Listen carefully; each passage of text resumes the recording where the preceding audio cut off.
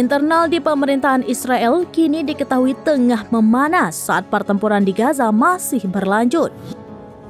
Beberapa menteri Israel murka dengan Perdana Menteri Benjamin Netanyahu. Mereka pun tak segan akan membubarkan kabinet perang milik Netanyahu. Dikutip dari Pars Today, para menteri murka dengan Netanyahu karena tidak melibatkan mereka dalam keputusan seputar pembebasan tawanan di Gaza. Melalui stasiun televisi Israel Kan 11, Benny Gantz dan Gadi Eisenkot, Menteri Zionis mengancam Netanyahu. Keduanya yang berasal dari partai oposisi itu tidak segan untuk membubarkan kabinet perang. Gantz maupun Eisenkot memprotes keputusan Netanyahu yang tidak mengirim delegasi juru runding ke Mesir guna mengikuti perundingan pembebasan tawanan dari tangan Hamas.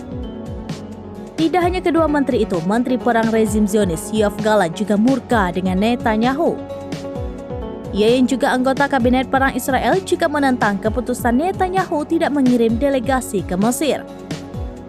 Diketahui sebelumnya Netanyahu menolak proses pengiriman delegasi ke Mesir. Adapun agenda di Mesir yakni untuk melanjutkan negosiasi terkait kesepakatan gencatan senjata dan pembebasan tawanan. Kantor Perdana Menteri rezim Zionis mengumumkan Israel tidak akan pernah tunduk pada tuntutan-tuntutan penuh khayalan Hamas.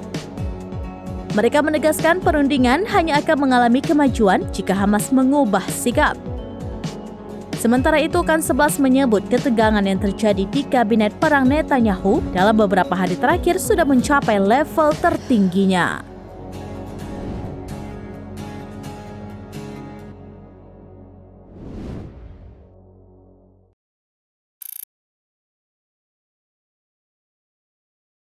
Download Tribun X sekarang, menghadirkan lokal menjadi Indonesia.